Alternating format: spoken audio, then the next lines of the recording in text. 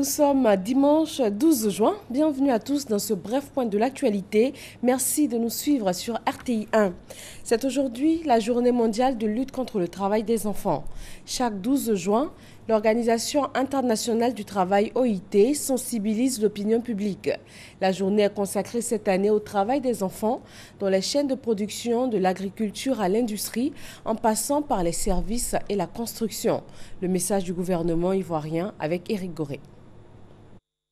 168 millions d'enfants dans le monde sont toujours en situation de travail et d'exploitation. En Côte d'Ivoire, ce phénomène existe et le gouvernement ivoirien est à l'œuvre pour réduire considérablement le taux de ce fléau par les actions de sensibilisation. Le gouvernement de Côte d'Ivoire, dans une approche participative avec l'ensemble des partenaires sociaux, déploie constamment des efforts visant à ériger progressivement un système plus complet et plus efficace de protection sociale, tout en priorisant des mesures et programmes qui réduisent la vulnérabilité des couches les plus à risque. À cette occasion de la journée mondiale contre le travail des enfants qui a lieu ce 12 juin, les autorités ivoiriennes invitent les personnes qui exploitent ces enfants à la retenue. Je saisis l'occasion de cette célébration pour lancer un appel à tous. Agriculteurs, artisans, transporteurs, entrepreneurs, patrons de petites unités industrielles et particuliers, à faire preuve de vigilance afin de s'assurer que leur chaîne d'approvisionnement et de production soit libre du travail des enfants, faute de quoi elles risquent de voir leur réputation ruinée et leurs affaires sérieusement compromises. Cette année, le thème de la célébration de la journée mondiale contre le travail des enfants est « Éliminer le travail des enfants dans la chaîne de production ». C'est l'affaire de tous. Et ces chiffres en bref, 168 millions d'enfants sont encore employés contre leur gré dans le monde, principalement en Asie et en Afrique, surtout dans le secteur agricole. Si à l'échelle mondiale, la tendance est à la baisse, ce n'est pas aussi net en Afrique subsaharienne où un enfant sur 5 est contraint de travailler. Au Nigeria, 4 femmes ont été égorgées dans un village du nord-est par des hommes de Boko Haram.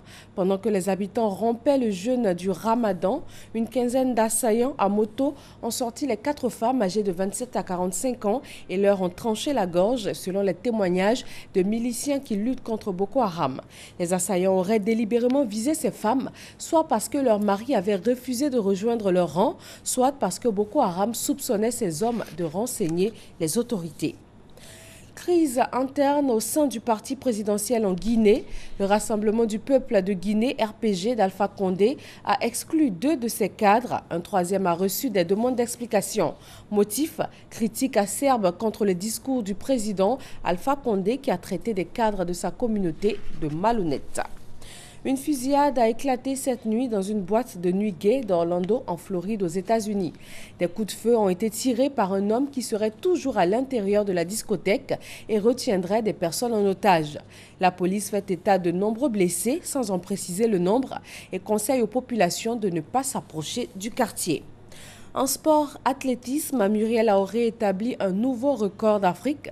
L'Ivoirienne a réalisé la meilleure performance mondiale de l'année sur 100 mètres avec un chrono de 10,78 ce samedi en Floride. Et un mot de football, Euro 2016 à Marseille en France, match nul entre l'Angleterre et la Russie. À l'issue de la rencontre, de brèves échauffourées ont éclaté entre supporters, mais rien de comparable aux incidents de l'après-midi qui ont fait 31 blessés, dont un Anglais qui se trouve entre la vie et la mort.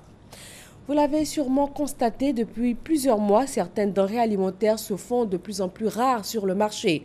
Dans le monde agricole, on évoque la sécheresse comme cause de cette pénurie. Mais quelle solution pour y mettre fin? Nous recevons dans le magazine de ce dimanche Yaba Grasse, DGA de la Fédération des sociétés coopératives du vivrier de Côte d'Ivoire. Restez donc avec nous sur RTI 1, c'est tout à l'heure à 13h. Bon dimanche à tous.